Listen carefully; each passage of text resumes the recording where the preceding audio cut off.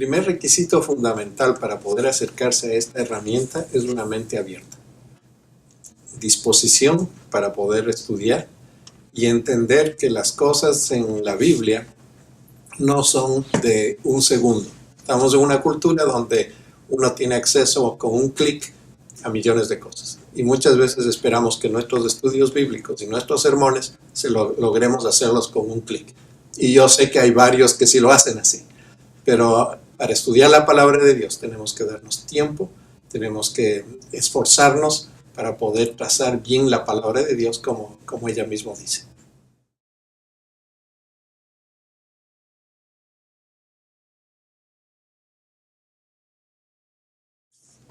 Nuevamente, para las personas que quieran estudiar, para las personas que quieran aprender, para las personas que quieran compartir. Sería muy bueno que las personas que se acercan a estudiar esto, a usar esta herramienta, tengan un conocimiento básico de griego. Pero si no, que salgan motivadas para estudiar griego. Si conocen un poco de griego, entonces va a ser mejor. Y mientras más griego conozcan, van a poder usar más fluidamente esta herramienta.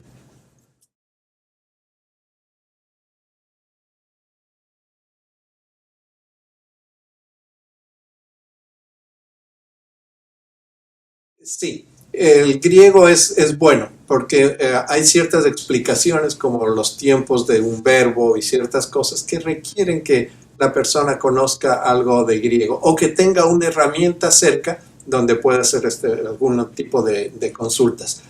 Pero puede servir sin conocer griego, puede servir para una persona que quiere hacer una sencilla comparación de traducciones. Reina Valera revisada, Nueva Versión Internacional y la literal que tenemos allí. Así que con eso, y usar los números de Strong, que es otra posibilidad que uno no necesita conocer griego para usar esas herramientas. Así que sí hay esa posibilidad de llegar sin ningún conocimiento. Pero mientras más se conozca griego, sin duda lo va a aprovechar mucho más.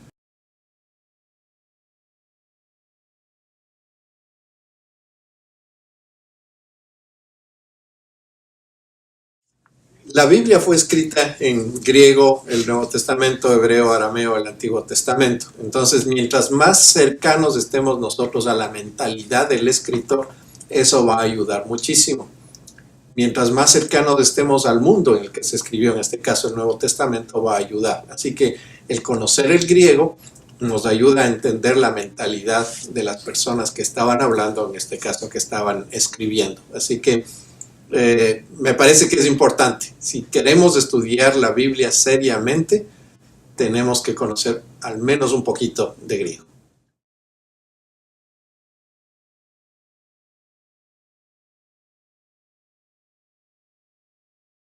No es un atajo, es decir, no es un libro que nos presenta el sermón ya listo para predicarlo, la clase ya lista para irla a leer.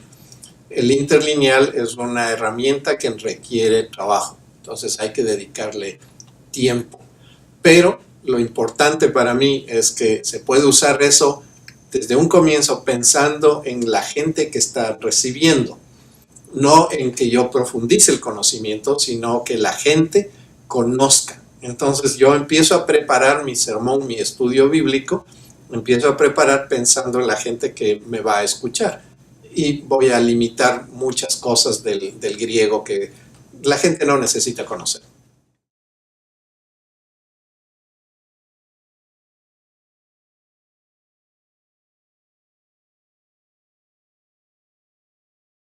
Quizás básico, cuando uno ve el interlineal, lo básico es de dónde a dónde voy yo a hablar. Nosotros lastimosamente tenemos la mentalidad de versículos. Entonces damos un estudio bíblico en el versículo X. Pero el problema es que la Biblia no fue dada en versículos. El Nuevo Testamento no fue dado en versículos. Fue dado en párrafos.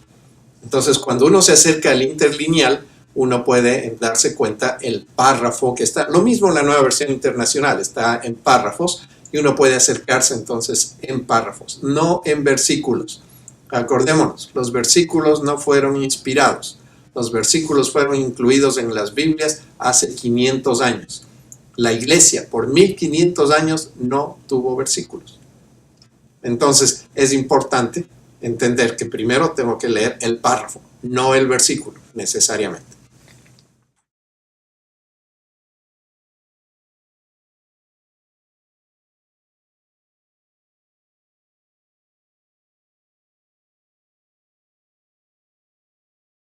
Son dos tipos de traducción diferentes. La una es una traducción formal, es decir, una traducción que traduce casi palabra por palabra y le pone en muy buen español. Esa es la Reina Valera revisada. La nueva versión internacional es una de tipo más dinámica, donde se toma el concepto general y se lo pone lo más pegada posible al griego. Las dos son muy buenas traducciones y nos ayudan entonces a comparar.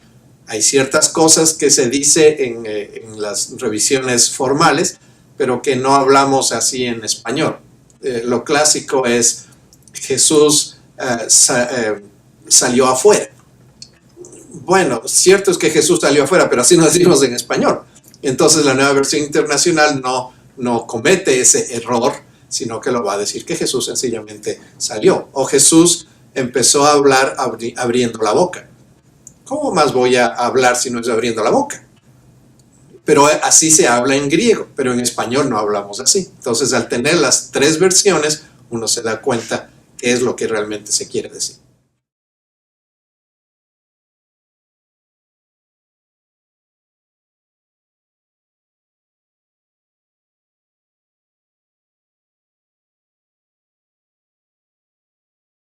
Porque el interlineal académico lo que quiere hacer es sencillamente traducir exactamente la palabra que está allí, de sentido o no de sentido. Esa no es mi preocupación. En cambio, las traducciones tienen como propósito de que la gente pueda entenderlas. Entonces, hay muchas expresiones que no tienen ningún sentido al momento que yo las pongo en español. Pero las traducciones toman esas expresiones y le dan sentido de tal manera que la gente pueda entender. El interlineal no tiene como propósito que usted, por favor, no lo lleve al púlpito y lea lo que dice el interlineal, porque la gente no va a entender nada. Tiene que llevar una de las otras dos versiones para que la gente pueda entender.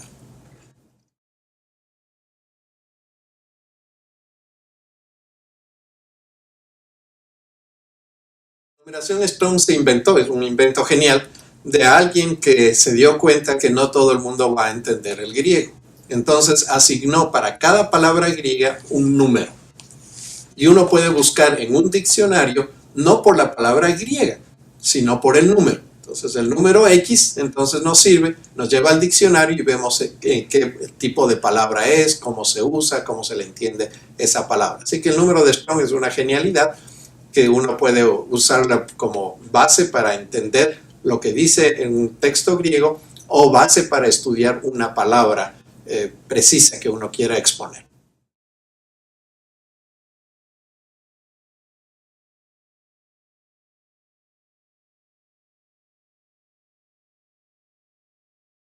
Los códigos morfológicos tienen un uso un poquito más avanzado.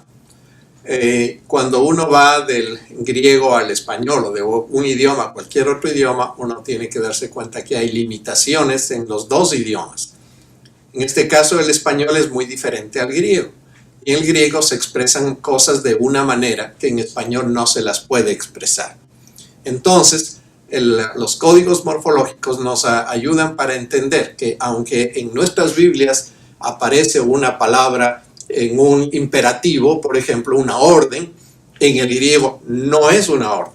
Entonces, el momento que yo estoy predicando, estoy dándome cuenta, cuando Pablo, cuando Jesucristo, cuando alguien dijo algo, no estaba ordenando, sencillamente estaba diciendo lo que estaba pasando.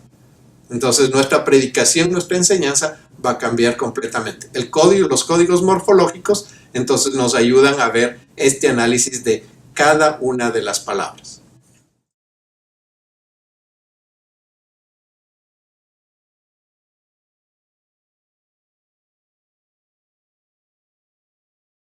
Las traducciones tradicionales usaron generalmente lo que se conoce como el Textus Receptus, que es un estudio crítico del Nuevo Testamento del siglo XVI. En esa época se contaba con muy pocos manuscritos.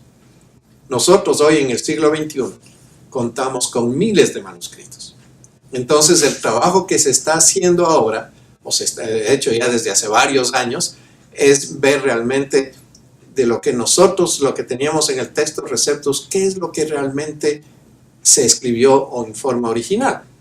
Es decir, se añadieron ciertos versículos en el siglo III, siglo IV, de buena fe algunos, ¿sí? Había algunos que realmente lo hicieron de mala fe, que quitaron partes de la Biblia. Eso pasa hoy también, ¿no? Tenemos la Biblia de los Testigos de Jehová, que esa es una Biblia de mala fe. Entonces ellos han puesto traducciones que no tienen ninguna base, han quitado palabras, han aumentado palabras para que enseñen lo que ellos quieren enseñar. Eso ha habido a lo largo de la historia también. Pero cuando ha sido de buena fe, entonces han sido pastores que anotan algo para un sermón, y esas cosas se han ido metiendo poco a poco en el texto bíblico. Cuando se inventa la imprenta, entonces hay un salto. Dice, muy bien, ¿ahora qué vamos a imprimir? Porque antes se copiaba con la mano, pero ahora que se inventa la imprenta ya queda impreso. ¿Y ahora qué vamos a imprimir? Entonces viene el trabajo de ver qué es lo que se va a imprimir. ¿Se va a imprimir esto que está aquí en este manuscrito o este que está en este otro manuscrito? Entonces se toman decisiones. Y esas decisiones entonces ha llegado hoy en el siglo XXI prácticamente a tener una unanimidad, que el texto fue dado de la manera como nosotros lo tenemos ahora.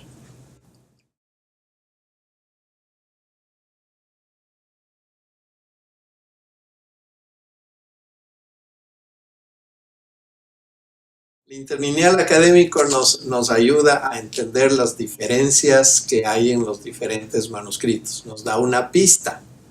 La nueva versión internacional generalmente va de acuerdo al interlineal académico, y entonces una persona que está leyendo esas dos versiones, el interlineal y la nueva versión internacional, se da cuenta que probablemente en la Reina Valera revisada hay una parte que no aparece en estos versículos. Entonces uno se hace la pregunta, ¿por qué? Y hay una nota al pie de página en la interlineal donde podemos encontrar una explicación sencilla. No es un libro técnico.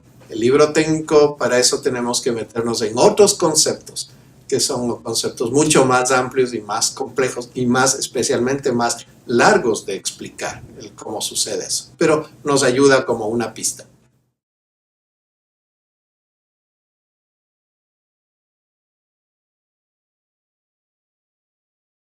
No. Generalmente me preguntan a mí, me hacen esta pregunta, ¿cuál es la mejor traducción según su opinión? Y yo me veo en problemas, porque yo he trabajado en varios equipos de traducción. Entonces, ¿cuál es? Pues la que yo he hecho. Es decir, yo no voy a decir, yo hice esta traducción, pero está mal hecha. No, yo hice esta traducción porque creo que es la mejor. Pero, honestamente, no hay mejor traducción. Cada una tiene su valor. Y uno tiene que saber en qué momento uno tiene que usar. Si es que hay el relato, por ejemplo, el libro de Ezequiel, es un libro complejo, probablemente una traducción que vaya hacia lo dinámico sea muy bueno para que la gente escuche una historia larga. En cambio, si vamos a una formal, la gente se va a marear con tanta palabra que se usa allí y toda la cosa. Entonces va a depender igualmente de las personas que están escuchando. Si uno está predicando a gente con un nivel cultural un poco más alto, entonces uno puede usar cierta versión. Pero si no, entonces va a usar versiones que usan menos palabras y es más entendible. Así que cada versión tiene su punto bueno. Como decía hace un momento, la única Biblia, la que se la llama generalmente la antibiblia, es la de los Testigos de Jehová. Esa es una muy mala traducción que no vale la pena leer. El resto hay que usarlas. Y con mucha gratitud a Dios por eso.